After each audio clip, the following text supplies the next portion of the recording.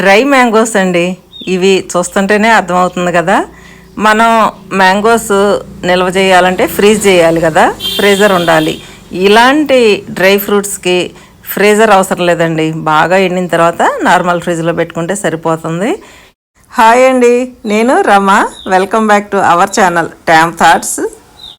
ఈ మామిడి పండ్ల ముక్కల్ని డ్రై ఫ్రూట్గా చేయాలంటే బాగా పండిన మామిడి పళ్ళు అయితే బాగుంటాయండి. అలాగని మెత్తగా అవ్వకూడదు అనమాట, గుజ్జుగా అవ్వకూడదు.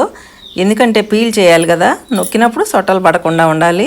వాటిని మంచిగా పీల్ చేసేసి అసలు తొక్క అనేది లేకుండా చేయాలి. వాటిని ముక్కలుగా కట్ చేయాలండి. నేనైతే ఇవి 3 అంగుళాలు అలా ముక్కలుగా కట్ చేశాను. ఇంతకంటే సన్నగా బాగోవు. ఇలా కొంచెం మందంగా ఉండేటట్లుగానే కట్ చేయాలి ముక్కలన్నీను.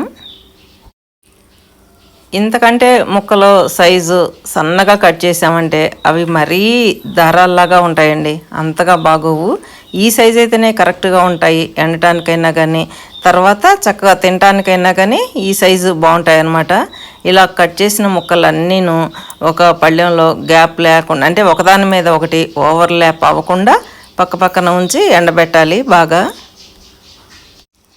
నేను పెట్టిన రోజైతే ఎండ బాగా వచ్చిందండి. ఒక్కరోజు ఎండబెడితేనే చూడండి ఇలా ఎండాయి.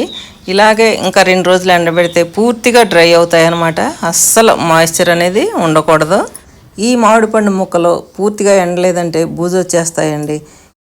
ఇవి బాగా ఎండిపోయిన తర్వాత బయట ఉంచినా కానీ బాగానే ఉంటాయి, కానీ కొంచెం కలర్ చేంజ్ అవుతుందన్నమాట.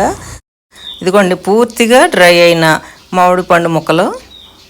అదే ఫ్రిడ్జ్లో అండి, నార్మల్ ఫ్రిడ్జ్లో పెడితే అవి ఎన్నాళ్ళు ఉన్నా కానీ ఇదే కలర్లో ఉంటాయి, ఇంత ఫ్రెష్గాను, ఏమీ తేడా రాదు. ఇక్కడ నేనైతే బంగినపల్లి మామిడి పళ్ళు తీసుకున్నాను. అంటే బంగినపల్లి అనే కాదు, ఎలాంటి మామిడి పళ్ళు అయినా తీసుకోవచ్చు అండి. అంటే రసాలు మట్టుకు తీసుకోకూడదు, అంటే అది గట్టిగా ఉండాలన్నమాట. కాయ ముక్క కట్ చేయాలి కదా.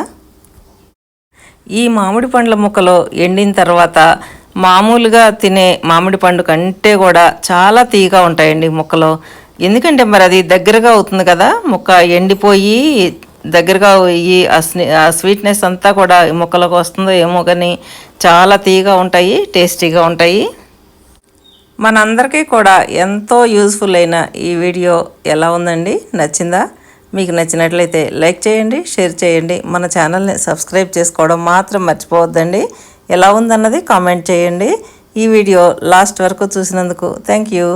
నెక్స్ట్ ఇంకో మంచి వీడియోతో మీ ముందు ఉంటాను. అంతవరకు కూడా బాయ్.